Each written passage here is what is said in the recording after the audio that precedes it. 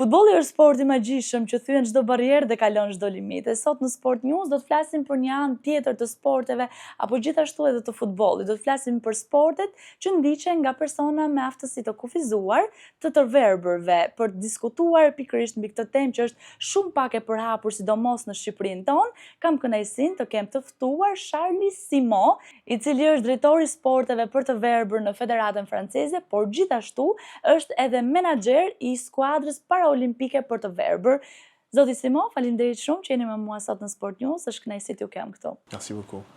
Në Shqipëri, kur flasim për Francën apo dhe për futbollin, gjëja e parë që na shkon ndërmend është lojtar pra të mëdhenj si Mbappé apo edhe Griezmann që luajnë me kombëtaren e gjelave, por ajo që unë dua të ndalem sot është se për çfarë është futbolli për të verbër, si funksionon edhe sa i përhapur është. En tout cas, merci pour la question. Ce que vous devez savoir simplement, c'est que le football pour non-voyants, c'est le football... Faleminderit për pyetjen. Kur pyetet për futbollin e personave që nuk shikojnë, është futbolli që luhet në errësirë, pra që nuk duket. Me rastin e lojrave olimpike 2024, Franca në fakt bëri një gjë fundamentale, që ajo zhvilloi edhe futbollin për persona që nuk shikojnë. Kjo ishte provë e madhe dhe persona që kanë probleme me shikimin, kanë shumë talent dhe mund të luajnë si të tjerët. Edhe në futbollin ton ka lojtarë që janë të nivelit të Mbappé, kanë po aq talent sa Mbappé, apo sa braziliani Ricardinho.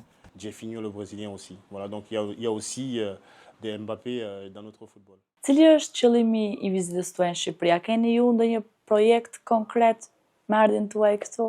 En tout cas, je profiterai ici pour remercier l'ambassade de France qui a fait l'honneur de m'inviter. Unë jam këtu me ftesë të ambasadës franceze.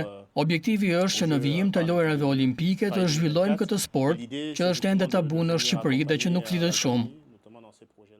A ka interes në Shqipëri që këto persona me aftësi të kufizuara mund të ndjekin këto lloj sportesh? Il y a un très grand besoin, simplement parce que tout à l'heure, à 15h30, je vais rencontrer l'association Unë kam vizituar Shqipërinë dhe kam patur kontakte me të tjerë. Këta njerëz kanë dëshirë, por të jesh me aftësi të kufizuara është handikap. Shpeshherë është tabu dhe i bie familjarëve të merren. Objektivi është pse jo dhe Shqipëria të ketë përfaqësuesit e vet në lojrat paraolimpike të Los Angeles. Demain l'Albanie soit présente aux Jeux paralympiques, par exemple de Los Angeles.